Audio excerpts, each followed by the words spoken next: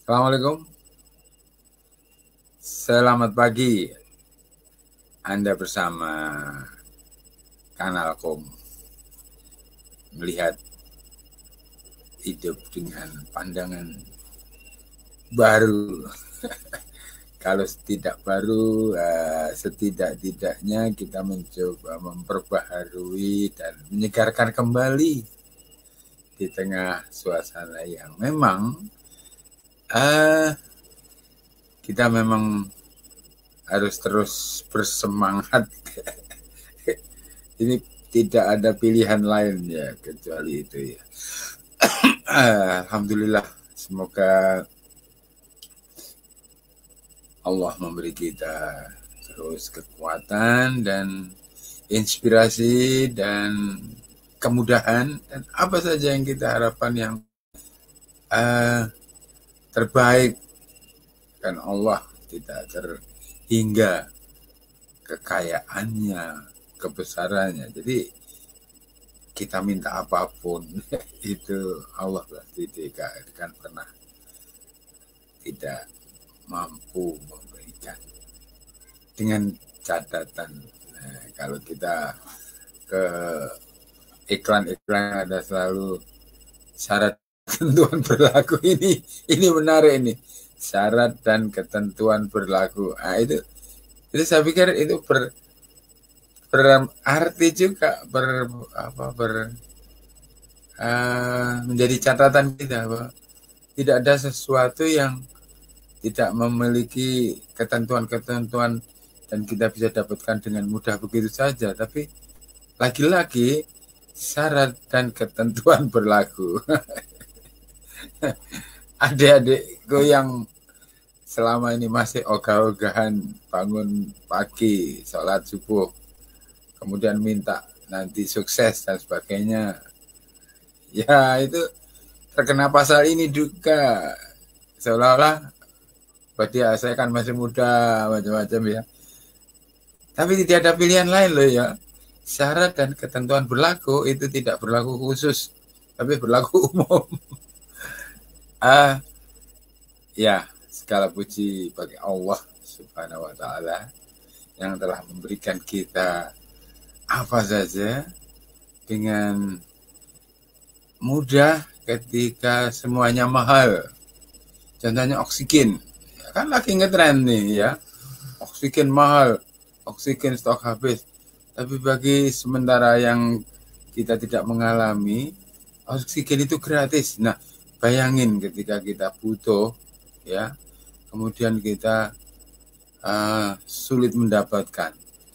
Nah, biasanya kita selalu merasa sesuatu itu menjadi sangat urgen, sangat penting, dan sangat mendesak ketika kita membutuhkan, sementara di saat yang lain kita sia-siakan. Itulah saya mencoba membuka masalah renungan pagi ini dengan mengungkap manfaat. Nah, itu dia. Jadi, manfaat. Apapun yang kita anggap sepele, katakan saja karet gelang. Anda tahu karet gelang kan ya? Karet gelang itu kalau selesai beli mie, lalu dilepas, yang kita nikmati hanya mie, ya, bungkus dan karet gelangnya kita buang di tempat sampah. Oke, itulah perilaku yang sering terjadi. Tetapi di saat yang lain, ya, di tengah perjalanan atau bagaimanapun yang kita hanya menghadapi kemungkinan yang sangat terbatas, tiba-tiba kita butuh karet.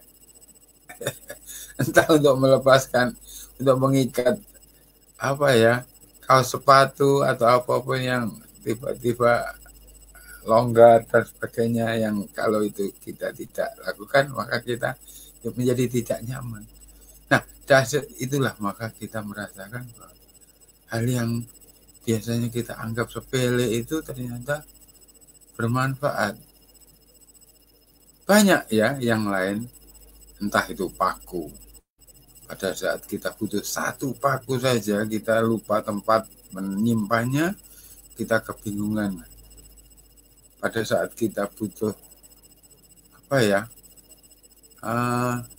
tusuk gigi, pada saat kita butuh selembar tisu, pada saat ya seringkali kita kan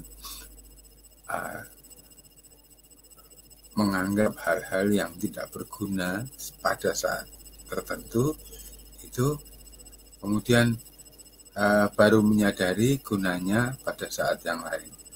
Tentu ini juga tidak hanya pada benda-benda saja, pada manusia juga begitu. Sering kita mengeremehkan, menganggap orang lain tidak bermanfaat, tetapi pada saat kita membutuhkan pertolongan dia, kita datang dengan menghibah-hibah seperti itu. Ya mungkin kita orang yang punya kedudukan yang bagus, kemudian menganggap tetangga atau orang-orang lain yang tidak bagus status sosialnya, kita lalu abaikan saja, apalah dia itu, seperti itu. Tapi pada saat kita membutuhkan pertolongan, di mana tidak ada lagi yang bisa membantu, tentu sikap kita akan berubah, bukan? Jadi dengan kata manfaat itu tadi saya menggali ya dalam quotes yang bisa kita mudah dengan mencarinya di Google itu. Ternyata hanya dengan satu kata manfaat itu saja kita bisa memperoleh banyak inspirasi, banyak ya, banyak pencerahan, banyak yang seandainya kita explore ya, kita kembangkan gagasan itu, kita akan memperoleh ide-ide. Ide-ide itu bermanfaat bukan hanya untuk kita sendiri, tapi juga bisa untuk orang lain, atau dibalik, bukan hanya untuk orang lain, tapi juga terlebih untuk diri sendiri, kan gitu. Nah, ide itu bisa juga untuk memotivasi, menulis sebuah artikel, atau mengambil langkah baru dalam kebiasaan kita yang sering abai terhadap hal-hal yang kecil.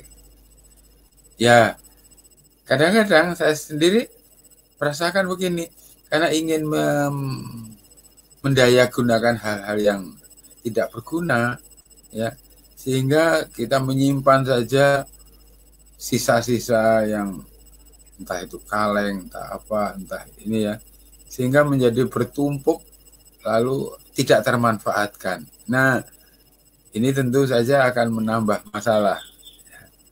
Jadi semuanya memang perlu dijaga proporsional, karena ada di dalam agama ada manfaat, ada madarat. Nah, ada yang bermanfaat, ada yang tidak, malah mendatangkan madarat.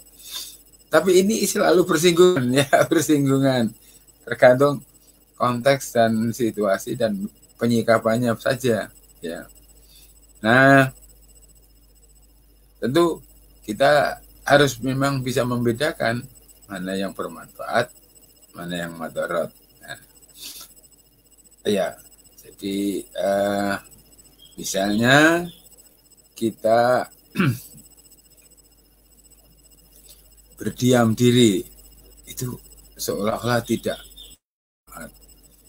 ya, tetapi benarkah selalu begitu? Karena memang pada suatu saat kita juga butuh menyendiri, merenung, dan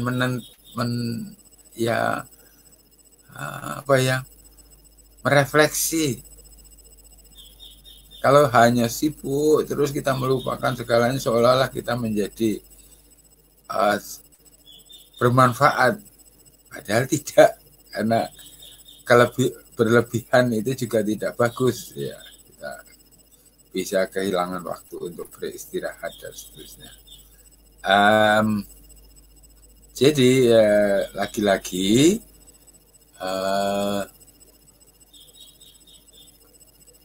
manfaat itu perlu kita renungan ya, agama mengajarkan anfa'uhum khairun nas anfa'uhum linnas. Jadi siapakah yang orang yang bermanfaat itu? Orang yang bermanfaat itu ialah orang yang sebaik-baik orang ialah orang yang bisa memberi manfaat. Nah, manfaat itu tentu tidak hanya bagi orang lain, juga bagi dirinya sendiri. Jangan ada peribahasa yang lain ya, orang seperti lilin yang rela hancur setelah menerangi orang lain. Nah, ini tidak, ya mungkin sebuah quotes kata mutiara itu tidak berarti lugas seperti itu. Dibutuhkan kecerdasan sehingga mengambil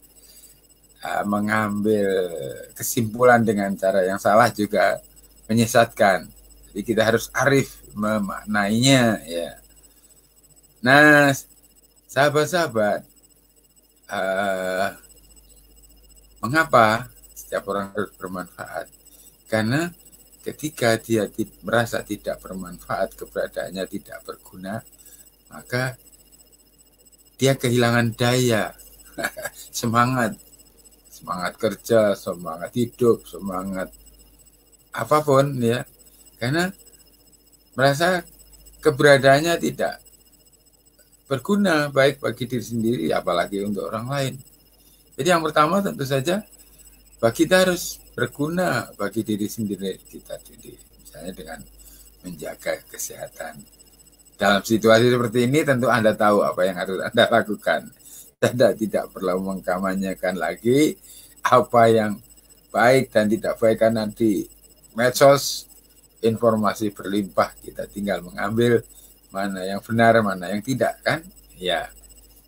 Jadi sesungguhnya dengan semangat memberi manfaat itu kita selalu termotivasi untuk melakukan sesuatu dan tidak pernah berhenti, sesederhana apapun. Mungkin sesekali kita merasa bahwa apa iya yang saya lakukan ini menyenangkan orang lain. Ya, kalau menyenangkan mungkin tidak ya. Paling tidak begini, apakah ini bisa memberi manfaat? Nah, kalau yang ini bisa jadi karena kemampuan, pengetahuan, lalu pemahaman setiap orang itu tidak selalu sama, dan apa yang kita sampaikan mungkin merupakan informasi yang bagi dia pertama atau belum pernah diterima, sehingga sekecil apapun ada manfaatnya. Kadang-kadang kita takut pada penilaian orang. Emang saya ini siapa? Seperti itu kan. Tapi jangan khawatir.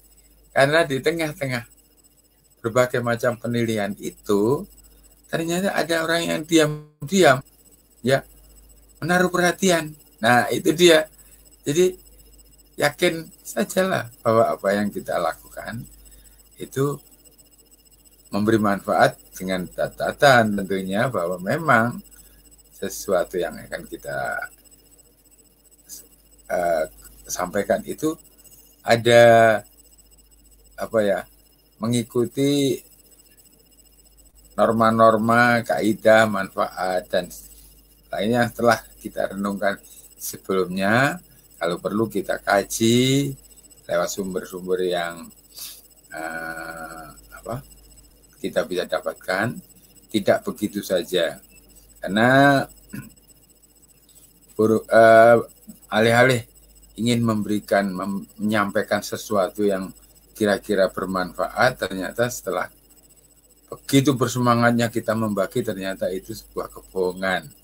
Karena kita tidak menelusuri sebelumnya, itu sering terjadi.